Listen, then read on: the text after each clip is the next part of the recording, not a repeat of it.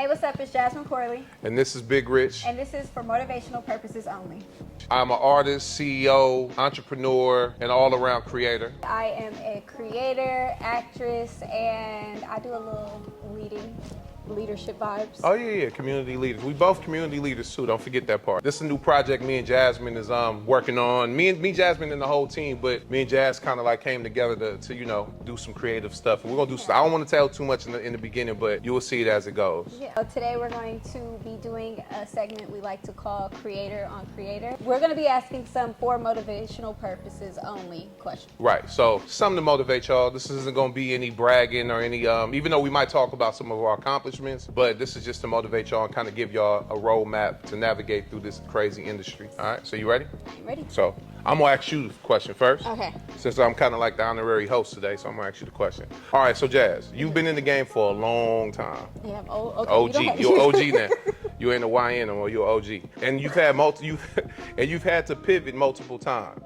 How do you reframe setbacks, not getting a role, a job, or a deal, as opportunities or failures? So when you lose, is it a failure or is it an opportunity for you? In the moment, it is a failure. I'm not, to be completely honest, because like recently I applied for the Hillman grad program, which is an acting program with Lena Waithe, and I didn't get in, and I boohoo cried about it. She did too, Literally. literally. And it was because it's, you know, I think when I don't get something, I feel like I'm not good enough, and I face that a lot with not getting something or not getting something I really want. I feel like I'm a loser, and I hate that. Yeah. But it's not true, and it takes, I think, my circle. Like I have a screenshot. It was you, my mom, and TT that text me back to back to back. It was just like when one door closes, another one opens. Like, don't let this get to you. And I think that my circle is what keeps me from not crashing out. So even after all of the things you've accomplished, it's still hard sometimes when you get that denial. I cry every day. That's real. That's real. I do. So is that passion, or is that would you describe it as passion, or would you describe it as just hate to lose? A little bit of both. Because you got to be passionate about not losing. Facts. So I feel like I'm passionate about what I want, but I'm also a winner. Like I cannot lose. I'm competitive, and I have to be the best at everything that I'm doing. That's real. So how do you take that failure and channel it into victory? What's your process with that? Because that's definitely the motivational part for them. Like, so she took an L, right? But she's going to turn this into a win, because just yesterday you went and got a bag in LA in like a 6-hour turnaround and got a big bag. So, you know, you win some, you lose some. So how do you channel that into a win? I think the first thing I do is pray. And then I talk about it with myself, and then I talk about it with y'all. Like, because a loss is a loss, but it is like a learning lesson. Right. And it's like, I can only go up from there. You can't go backwards. So that's just how I think about it. And I just, at that point, it makes me go 10 times harder. Like now I'm going to go look for something else. Facts. Or I'm going to go work on this to fix it. So like it was an acting thing. So now I'm doing like 100 acting TikToks, or I'm looking for acting classes or scripts and stuff like that, just to like get me back on my game, so I don't crash out. I mean, one thing, and we can, you know, end it with this, though. I used to always say, like, you learn from your losses, right? Like, when we win, we always used to say, like, when you win, you too busy celebrating, you caught in the moment. Yeah. But when you lose, you can kind of learn from it and kind of see what went wrong, what you can do to improve it. You know what I mean? You can't win all the time. Can't. What Miley Cyrus say? It's the climb. You can't win all the time. Definitely. It's definitely about the journey. Okay, my turn. Yes. So, is there any point in your music career where you felt like you made a huge misstep, whether it was a bad business decision, a missed opportunity, or a wrong relationship that affected your trajectory? Ooh, that's a loaded question. I made a mistake that I didn't feel like it was a mistake until I heard it was a mistake. So this is early in my career, and this is in 2006. And I had a record called That's the Business, produced by EA Ski, shout out to Ski, and it went big. It was all over MTV, 106 in Park, like Bow Wow and them announced my song and stuff. It was kind of cool, you know, for those who remember Bow Wow and stuff. We went on the road, and in Vegas, the radio station, it was real big in Vegas for some reason, so the radio station out there gave me Big Rich Weekend, right? Long story short, we went out there, we had 3 shows, Friday, Saturday, and Sunday, and on Saturday night, I had to go do a radio interview. And the program director was a woman. She was, what I found out, she was an ex-stripper, that the person that owned the radio station was like one of her clients. So when he passed away, he left it to her. And she didn't own it, but she was the program director, so she had a lot of power. And this is when me and Danielle TT was just now getting together, and she was my management. So I took her everywhere. She was there to represent me. When we got picked up from the radio station to go to do the interview, I didn't know that that was a problem with her being there, because the program director, the lady was, anyway, I noticed it was kind of quiet in the car. She didn't really speak too much in the car. So we got there, we did the interview, and then she called my record label, which was back in New York, Koch Records, shout out to D. She called the label and was just like, Big Rich is the worst guest I've ever had at the station. After this weekend, we're taking this song out of rotation. Oh. I've never been so disrespected. So I was floored, you feel me? Because I'm like, we just did Big Rich weekend in Vegas. I had billboards and stuff on the strip, like it was amazing, but I was like, damn, my label, like, Rich, what you do? You know what I'm saying? And then through the grapevine, we heard she just kind of felt threatened by another woman being there, because she was used to being able to have her free will with artists. And it wasn't necessarily that she necessarily probably wanted me, but she wanted to be able to engage with me, and she felt like I had a female. She didn't know that Danielle was my manager. You get what I'm saying? Okay. So they ended up kind of stifling stuff a little bit, but I learned from it. You know what I mean? So, but I still didn't care. From there, I turned up more with Danielle. I was like, fuck these. You know what I mean? Like, Do you feel like that made, like, I guess, like, your relationship with TT stronger? Absolutely, Yeah. absolutely. Because we was like, okay, if we gonna do this, then we got to know it's gonna come with some setbacks. Everybody ain't gonna agree with it. Everybody ain't gonna love what we doing. So we got to go triple hard, and we did. That motivated us, because SF Anthem came a year later, and that was my biggest song. Yeah. Yeah. I like that. You feel me? Come on, love. That was kind of like a rejection in a way, right? I got rejected by it. So in the word of rejection right now, rejection is a big part of this industry. How do you deal with the emotional toll of hearing no and still find the motivation to show up and give 100% the next time? So the first question we asked, what's your process of turning an L into a W? But besides that, how do you get up the next day and go hard and forget about what just happened? I think that takes time to learn, because being in PL and stuff like that, Right. I've failed a lot and then like not gotten up the next day. Right. And it's like, again, being super passionate and being like super competitive, I know that taking an L, like, I have to be able to learn from that. But I feel like that's a lesson in itself, because it took a while for me to learn that you have to get up the next day or else somebody else is going to take that job. Facts. You got to have a short-term memory. Yeah. And it's like, at that point, you just have to learn from whatever you did wrong, take that on the chin, because if you don't get up and go the next day, the person you lost that job to is probably taking that next job. And I don't like people taking my job. Straight up. So it's just kind of like, I have to do it. But I think that it's just the competitive spirit in me. I think in this industry, you have to want it or go big, go home every time. Every time. And I feel like, back in the day, we used to not go super hard. Yeah. Or go home. Yeah. We went home, actually. We didn't go hard at all. That was the growing pains of it, too. Yeah. That was the growing pains. But I feel like learning from you, like, it was kind of just like all those times I did lose and those conversations that we did have, I feel like that taught me to just, like, you got to take it on the chin. Like, even seeing, like, hearing your story of, like, that loss. Right. But it's like you took that and you grew your relationship with TT, and now it is what it is. Facts. No, real talk. I think it's like when I used to do with music, because like as creators, and I know a lot of people at home can relate to this. Like, we're vulnerable. We're putting our passion, we're putting our thoughts, we're putting our intimate thoughts onto paper or whatever we're doing onto video, and we here to be judged. Like, we're literally just sitting here to be judged by people at home that don't do none of this, right? So you got to have thick skin. So I think just translating that same ideal to when you got to get up the next day, forget about what happened yesterday, get up and get to it. Is something that you got to learn over time, for sure. But it's vital, don't you think? Like, it's important. I think that thick skin part is also like super true, because it's like those like comments people leave can definitely, like, I feel like I don't get sad as often as I used to. Right. But I do get sad. Like, those people's words affect you. Facts. Like, a no is definitely effective as hell. Yeah. it's like you have to have that thing. Like, it's like, okay, whatever. Yeah. It's my turn? Yeah. All right. Let me see. Don't have my glasses on. As someone who's seen both success and setbacks, have you ever experienced a moment where you felt like your career might be over, and how did you overcome that feeling? Yeah, absolutely. That's what kind of prompted me to retire early. But it was like I seen it down the line. I didn't see it at that time. So in 2009, 2010, the music industry was changing. Like, record sales was plummeting. Just 2-3 years before that, Lil Wayne was selling a million in the first week, and it seemed like 2 summers later, they was selling 30,000, 40,000 records. And at that time, I was just kind of getting cooking on my solo career. I was like working on my 3rd album, and my father passed away in late 2009, and that kind of messed me up anyway. I needed time to heal, but because we were doing pretty well at that time, I was on the road. I know he passed December 23rd, 09.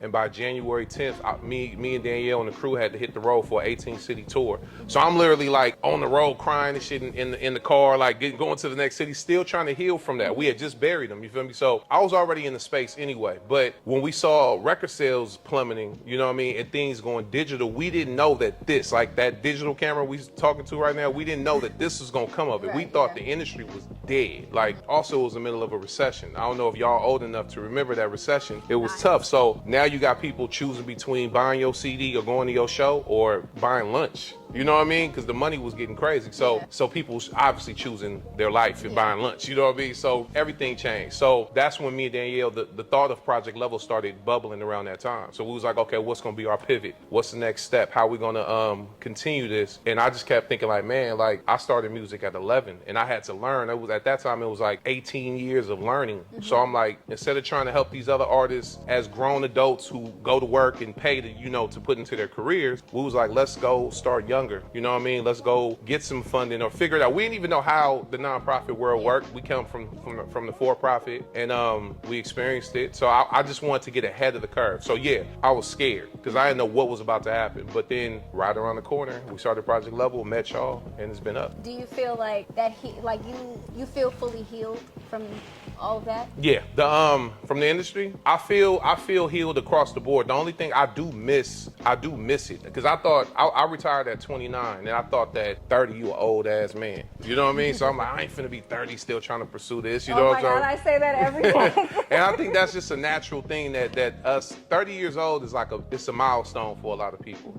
And then 40 and then 50. But 30 for sure is your first milestone. You ain't tripping over 20. You know what I mean? Because they messed it up and gave you 21, right? 21 is really what you're looking for. Yeah. But them decades when they hit, I was like, yeah, I don't want to be struggling. I'm out here, you know, I got 2 kids at this time and stuff. We was broke, you know what I mean? I'm like, so we took everything we had left and put it into Project Level. You know what I'm saying? And then just thugged it. So, yeah, I'm healed from that, but I do miss, because from rebranding myself and rebuilding myself up and the nostalgia piece to still be like kind of, you know, very relevant still on the scene, I'd be like, damn, man, what if I would have kept going? Yeah. But if I would have kept going through the rap side, I wouldn't have created Project Level with Danielle and wouldn't have found y'all, wouldn't have had this, like, this is like my second, third win. So I'm grateful for it too, no regrets, but I think I'm healed. I just miss the stage sometimes. You gonna get back on the stage? I get on about once a year. It's no, cool. I know, I it see. Feel good. I'm there, it feel usually. good once a year. Yeah, so that's enough though. You get your fix. I can't compete with these new rappers though, man. Y'all got to drop music every other week. I take a week on the song sometimes, you know what I mean? And I can't rap no more at all too. So don't ever ask me to freestyle when you see me. I cannot do it. So,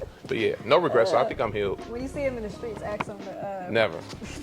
You're gonna get a manly look. So, what about you? Because I was 29 when I retired. You 25. You still ain't. I don't even think you hit your prime. Nope. You still got a long way to go. And then I think that the duration of an artist's career has grown a lot more now too. You know what I mean? Like Jay-Z used to teach us 30 was old. You know what I mean? Mm-hmm. Y'all now, like Rick Ross and them 50, too short in his 60s, and he's still going crazy. Yeah. Shout out to Shorty, just dropped Freaky Tales. That movie is coming out. Yeah. It's gonna be dope. Do you remember a specific moment where you felt like completely just giving up and just throwing in the towel? Yes. And hold on. And then what pulled you out of that? I guess like that conversation we had. Richard took me to Sizzler one time. Yep, Sizzler. That's her favorite. She loves Sizzler. I do not. I grew up loving Sizzler too, though. But yeah, Not like Sizzler. That was a big day. But I was going through what I was going through. I was going through a rut of feeling just like at the bottom. Like I feel like I couldn't figure out what I wanted to do next. I wasn't going back to dancing. Mm-hmm. I feel like that chapter of my life is very much closed. So if anybody asks me to dance, please know that it's Ask Jazz to dance. $1 million to, unless you're Little Kayla, I will pay I'm to not see getting Jazz on stage. battle somebody in dancing right now. But go ahead. Hit one of these. Yeah. Fuck, man. So yeah, the dance chapter is closed, and then I started doing content creation straight after that based on COVID. Yeah. And that was like a huge win for me because I had Nike Rec Room. Yeah. I had we Puma. just did Forever 21 Yeah, too. we did Forever 21. Like it was a bunch of wins in that chapter of my life. Right. And I didn't feel satisfied. Right. And it was like, because what I really want to do is act. And that's always what I really wanted to do. I never was, I guess, in a sense, good enough. Mm-hmm. Or that's how I felt. And that's, you know, which is not the truth, but I get what you're saying. But I feel like I have to feel like that in order for me to continue it's gonna to push strive you. to, There you go. to be the best at it. So that conversation we had at Sizzler, I felt like I didn't know where to go next, and that's when we talked about a few things. We talked about educational content, Yeah. like my editing and stuff, because that's just something on the side that I'm really good at. Right. And then we talked about me doing my own show, which is kind of probably where this stemmed from. And then acting, like continuing to do that. And I feel like your conversation was really, because you don't beat around the bush. Right. And I appreciate that. Because when people beat around the bush, it's kind of just like, you scared to tell me something. Facts. And I don't like that, because what you scared of. Yeah, because we ain't got no time to waste, too. No, we don't. You know what I'm I'm saying? 25, and to me, that feels like 37. Like, I'm scared as hell every day. Like, I don't like being 25. Facts. So it makes me feel good that I look the way I do. You do. You got you cheating the game. That's a cheat code, because you got another extra 10 years on top of everybody else when you do it. But I think also, like, it was just that corner. I think you had to turn. Yeah, You get what I'm I had to saying? pivot You had for to sure. pivot, and it was just a small corner. It wasn't too much, but I think hopefully that conversation was just confirmation for you. And Because right after that, I booked the Amazon show. I almost said the Exactly. name. I booked the And- Amazon show. And you have a big film that's going to be coming out real soon too, and that's what you mix with. And that's also on my IMDb. It just showed up. So I'm like, it's ready to come out. And it's like, I know Danielle said when she seen it, she cried. Right. That makes me feel. Yeah, at this point, Jasmine hasn't seen the movie. Me and Danielle were producers on the film, so we were able to get a glimpse of it. It's amazing. Like, it's crazy. Like, you killed it. Like, And the that whole makes me movie. feel really good, like, Right. because right before that was that conversation at Sizzler. Facts. So it was like, and then right after that, I went to Portland to shoot the Amazon and shoot the show. Amazon. So I was back to back with it, and I'm doing auditions every week. So Right. it's just like, I know all I wanted to do at this point last year was be a contender. Right. Like, I'm getting all these great auditions, but I'm not booking anything. Right. But to give you your flowers, though, I've seen a lot of artists go through the transitions that you've been through, and I haven't seen any artists literally get those goals and reach those goals. I've seen a lot. I don't know if it can be a combination of just, luck, preparation, circumstances for those particular artists, but you literally, when you gave that list to Danielle when you were 16 years old, and the fact that you accomplished that list in the first year and a half, you don't see that, Jazz. So that's what I'm saying, like the power of the mind and the power of your work ethic. Don't let none distract you, because you are literally knocking it down. Like, the moment you want to transition into acting, and now, do you know how many people want the roles that you get? How many people wish that what they go for, they get it? Like, nah, you keep going, for real. You the shit, my nigga. I know we ain't supposed to cuss, but you the shit, my nigga. All right, you ready? Yes. All right. So my next question for you is, being in the spotlight can sometimes bring out the worst in people, but it can also reveal a lot about ourselves. Right. Can you recall a moment when a negative experience, whether it was like hate or criticism, actually taught you something valuable about your character? I got a million of those, dude. Like, you gotta understand, like, if you know me, like your sister Nicole been knowing me for a long time, longer than y'all, kind of like. So in the room, at least, she been knowing me the longest. Like, I'm always hyper. I hear everything. You know what I mean? Like, that's why I felt you when you was like how mad you get and how you use it as fuel. I've been doing that my whole life. So it'd be the smallest, littlest thing would turn me the fuck up. You know what I mean? So I hear shit every time. Every new thing that we accomplish, I get a whole bag of bullshit that come with it. And so I'm learning more and more every day. But has there been an experience of someone that you have worked with, or I guess like in our circle, that, like, we don't have to name names, obviously, but like that this has brought out the worst in No, absolutely. I think I always say, like, fame is the worst drug in the world. It's hella hard to prepare yourself for it. You don't know how to navigate through it until you get in it, and then there's no blueprint to it. So without naming names, I think I've a lot of artists, a lot of people that we mentored.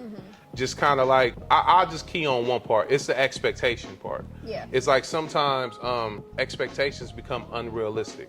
And it's like, what got you there was realistic goals with a little bit of dreaming too. You got to dream. You got to really put it out there in the universe to achieve it. But you still got to remain realistic. Yeah. And sometimes the goals end up, and then the first thing that everybody loves to do is say, you didn't even help me get here. I did this by myself or whatever. And that always be like a slap in the face to us, because we know as a team, not just myself, not just Danielle, but even y'all, like, how much time we put in, how much energy we sacrifice for our clients, and we really go hard. And that's why a lot of them are successful. That's why you see a lot of success, and you see a lot of groundbreaking stuff that we are able to support and help. So how did you do it by yourself, right? And then once the team kind of hears it, it kind of deflates everybody a little bit and make you just want to concentrate on yourself. So those are learning experiences too, because we also know that those artists are experiencing these things for the first time as well, and they don't know. And sometimes, you know, like there's artists that we still deal with to this day, and they're able to grow and mature through it, and we grow and mature with them, and it's cool. It's not always it don't always end in a bad way, but I learned from it, and I'm reminded of it all of the time to kind of protect your energy. You know what I mean? Don't kind of overexert yourself too much to people, because you can do everything right, and it still end up being wrong. Right. Because I feel like even listening to that, it's like when I gave that list to TT, like those were my goals. Like those were things that, regardless of anybody that's in this room, I'm still going to accomplish these things. Facts. But I'm giving it to, like, you know what I'm saying? Because we're a team, and this is like, y'all the only people I want to do it with. Right. So it's like, I feel like when people have those expectations, like, it's like you can't lose what got you here in the first place. Facts. Like, that's the reason why we working together in the first place, because you went so hard for yourself. Don't give up on that. No, and imagine you having that list, and you brought it to Danielle, and you came up short. Now, see, you actually accomplished the list. Now, imagine you came up short, and then you found the way to say it was Danielle's fault why you didn't achieve them goals. You get what I'm trying to say? So it's like, damn, It's like, a double-edged it's a sword. double-edged sword. People gonna do. All right, so speaking of what we was just talking about, this next question kind of, you know, goes right into it. So a lot of people think success is about talent, but mindset plays a huge role. What mental habits or routines help you stay locked in and ready for opportunities, even when they don't come as fast as you want? Ooh, I feel like I had a really good answer for this like 2 years ago. I feel like I'm not as diligent with certain things. Right. But I feel like because it's mental. But I used to have my calendar. Like, and I used to make lists daily. Right. I don't do that anymore just because I just be doing it. Like, I don't need to write it down anymore, but I feel like that's just mental practice. My favorite one is I like to pick a competition. What's that? I like to pick somebody that I want to beat. Oh, that's a good one. That's that. I see why 23 your favorite number. That's that Michael Jordan stuff. Yeah, you have to though, right? You got to find your carrot. Yeah, like she where I want to be at. So it's like I obviously like it's easily competition. It's like I'm not in competition with her. With her, yeah. But I'm like with her spot. I want you want that spot, yeah. So it's like I have to work to get like she put in work, like you know what I'm saying? Like she put in work to get there. But so have I. So I'm like I have to just keep pushing until I'm seen that way. And I feel like that's my number one like thought process when I'm like doing it. Like they say not to like watch people's lives on Instagram because some stuff be fake. Yeah. Or it'd be like, but I'll be watching and I'll be like, I want that. You studying your competition. There's nothing wrong with that. And I feel like that's the biggest one for me. But again, I think that it's just because I'm so competitive that might be the only reason why that works for me so well. But I don't know. I also feel like I like to say like y'all don't play about me. So I know that y'all keep me very grounded, and it's like I'm always pushed constantly, even when y'all don't know I'm being lazy. Like all of the people behind the camera, like y'all do not let me just lay down, and I love y'all so much. And I think even to add on that too, like when you lock in, like when I found out a long time ago that so much of this shit is mental and your mindset. Like when I got a big project that's gonna come, I literally will start becoming obsessed with it privately, and I'll just be thinking about it. And because I'm digging so deep into the project, I'm thinking of either marketing ideas for it. You know, when it was album time, I was thinking of lyrics and song concepts and stuff because I'm so engulfed in it.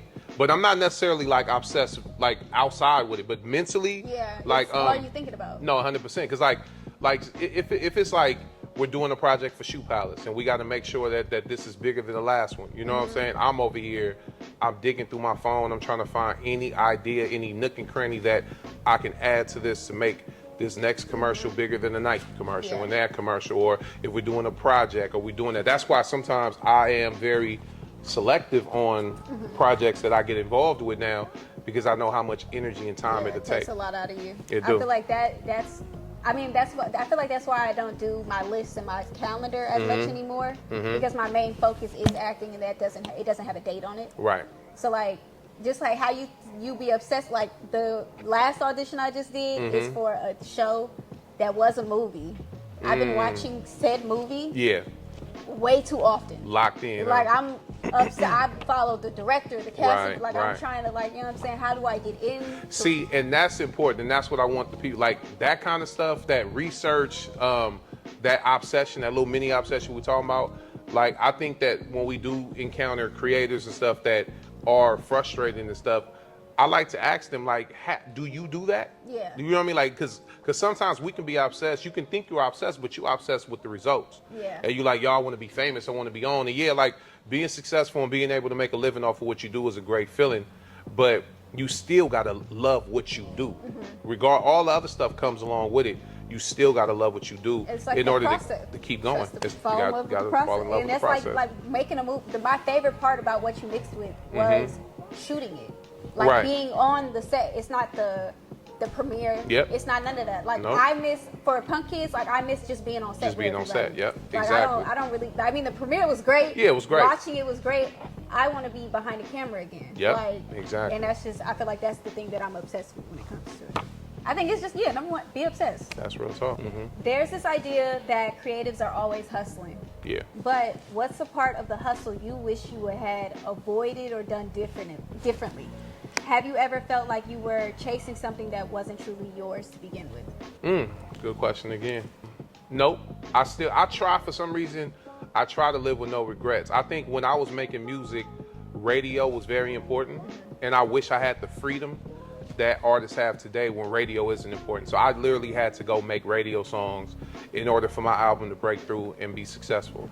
That's why, like, a lot of us have, we have big hit records because we had to produce those, right? So, but really but also too, even the content of the context and the content of my music too was very, very, very, very, very dark and street. And like, I'm from it, my whole family's from it, it's in me, but as you become a 40-year-old man, you grow out of that, right? And you look back and you be like, damn, that fucking song is ignorant. You know what I'm saying? It's ignorant. Yeah. And I know a lot of our YNs right now, if they do make it to 30 and 40 years old, they gonna look back and be like, shit. And if you don't, you ain't grew. You know what I mean? Like, if you look back on what you was doing at 21 and you still think that shit cute, you still a little kid. Yeah. You know what I'm saying? So those little things. But other than that, I don't really, I try not to live with regrets, but that's why I'm also hella calculated, and I try to make the best decision in real time. Yeah.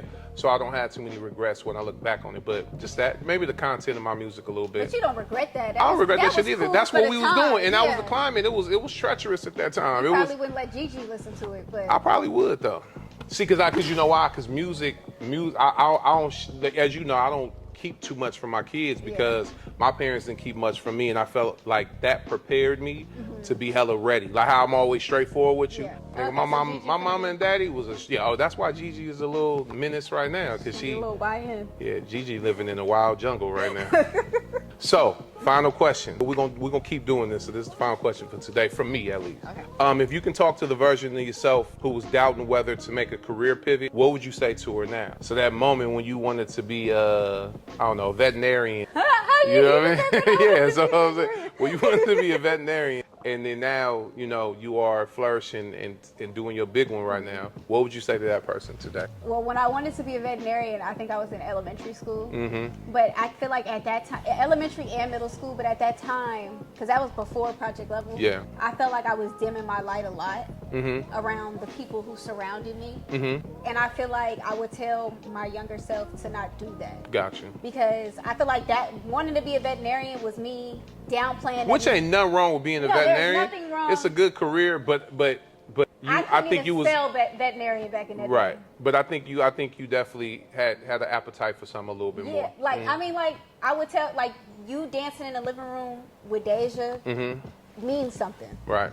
Like you can't sing, But the singing you used to do might mean something. Right. It might mean you're gonna lip sync in a movie one day. Yeah, but like me learning the lines, watching Honey and all of those other movies, like I could back in them days, I could recite the movies like word for word. Like that means something. So I would tell my younger self, don't dim your light because everybody else wants to do what they want to do. Straight up. Like you don't have to be a YN, and you don't have to be, you know what I'm saying? You don't have to be scared to shine. It's real. And I feel like that's what made me so shy back in the days. The hood, the environment, your peers, your cousins, whoever it is, I went through the same thing. A lot of times they can almost make my friends like used to almost discourage me from being successful because it's like I don't want the responsibility that comes with it. Sometimes I just want to be normal, and I don't be, you know, when you get those comments and stuff, you're like, damn, bro, I'm just trying to be something. You know what I mean? Like I'm just trying to help too. I'm trying to help you. I'm trying to help you people and be something for myself. And it's like, oh, he's, you know, like they act like you the devil or something. So I get what you're saying though. It's tough, but never dim your light, kids. Never. No. Shine bright. Shine bright.